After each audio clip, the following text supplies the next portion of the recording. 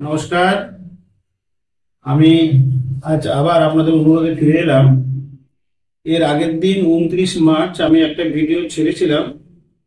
সেটা রিগার্ডিং বিষয়বস্তু ছিল পিশাচ যোগ। তো পিশাচ যোগ কি, এই নিয়ে অনেকে আমাকে অনেক রকম প্রশ্ন করেছেন। এবার ডিটেলসে সেই ব্যাপারে একটু আজকে বলবো। তো 29 মার্চ শনি মীন রাশিতে গমন করে, আর মীন রাশিতে অলরেডি ওই দিন রাহু ওখানে আগে থেকেই উপস্থিত।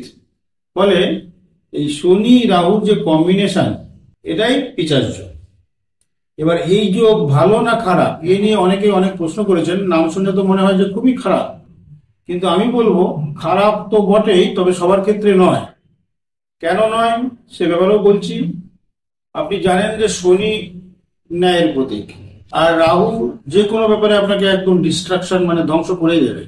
এই ডিস্ট্রাকশন করার জন্য রাহু উপস্থিত, কিন্তু যদি শনি থাকে পারবে না। তাহলে শনি এবং রাহু এদের কোন কোন ঘরে দৃষ্টি রয়েছে? শনির যেমন রয়েছে 3, 7, 10, এবং সেই যে ঘরে বসে আছে সেই ঘরে। আর রাহুর রয়েছে 5, 5, 7, 9। এছাড়া 12 ঘরেও রাহু দৃষ্টি দেয়, যেটা মোক্ষ ঘর বলা হয়। আর দুজনের মিলিত ভাবে দৃষ্টি যে ঘরগুলোতে পড়ছে, সেখানে কিন্তু একটা দ্বিধা দ্বন্দ্ব দুটোই চলবে। যদি কেউ অন্যায় করে থাকে বা অন্যায়ভাবে ঘুষ খেয়ে চাকরিতে আছে, বা কোনো রকম ভাবে আপনার চাকরিতে ফাঁকি মারছে বা কোনো কিছু একটা, কর্তৃপক্ষ তারপরে সন্তুষ্ট নয়, তার চাকরি যাবে।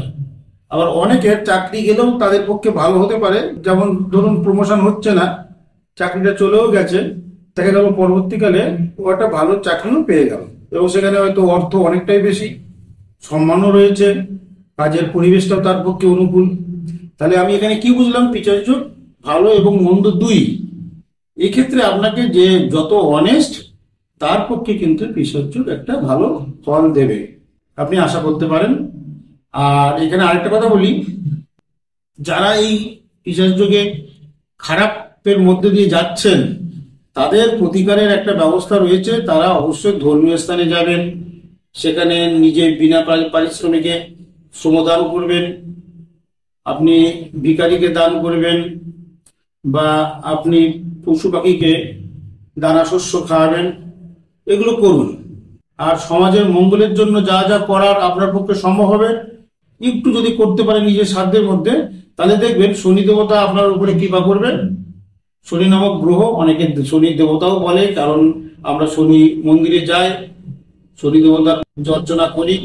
তিনি সন্তুষ্ট হলে আপনার কিন্তু এই প্রকোপ, খারাপ প্রকোপটা চলে যাবে, এবং তিনি সন্তুষ্ট হলে আপনার কিন্তু ভালো ফল আপনি পাবেন। তবে একটা কথা বলি, এই পিশাচ যোগ কিন্তু ওই যে মীন রাশিতে যেটা তৈরি হয়েছে, এটা 29 মার্চে তৈরি হলো, এবং শেষ হবে আপনার মে 18 তারিখ। এই 50 দিন মতো। এটা কিন্তু আপনার পক্ষে খুব ভাইটাল, সবার পক্ষে। কেউ এই আওতায়, পিশাচ যোগের আওতায় পড়ুক আর না পড়ুক, কারণ কি এই টাইমে যদি আপনার কোনো রকম খারাপ ব্যবহার বা খারাপ কর্মকাণ্ড আপনি করে থাকেন, তাহলে কিন্তু আপনি অবশ্যই বিপদে পড়বেন। সুতরাং এ থেকে আপনারা সাবধানে থাকুন, কারোর সাথে ঝগড়া বিবাদেও যাবেন না, মাথা ঠান্ডা রাখুন। আরেকটা কথা আমি আপনাদের বলি, সেটা হচ্ছে যাদের দশা অন্তর্দশা তো এই শনি রাহু চলছে, তারা কিন্তু আরো ক্লোজ, মানে ওই যেরকম আমরা বলি না, আপনি সিসিটিভির আওতায় চলে এলেন, তাহলে কিন্তু আপনি ওই অবস্থায় চলে আসবেন। সুতরাং আপনারা এই ব্যাপারটা লক্ষ্য করে, ভালো জ্যোতিষী আছে যারা, তাদের সাথে একটু কথাবার্তা বলে আপনার জন্মকুণ্ডলী বিশ্লেষণ করলে তারা সব গাইড করে দেবে আপনি কতটা এইসব পিশাচ যোগের আওতায় আছেন, এবং কতটা তার প্রকোপ পড়তে পারে, এবং তার প্রতিকার কি তারা বলে দেবে। আর যদি কেউ সাক্ষাৎ করতে চান আমার সাথে, সাক্ষাৎ করবেন, অবশ্যই আমার চেম্বারে চলে আসবেন। আজ এইটুকুই। নমস্কার।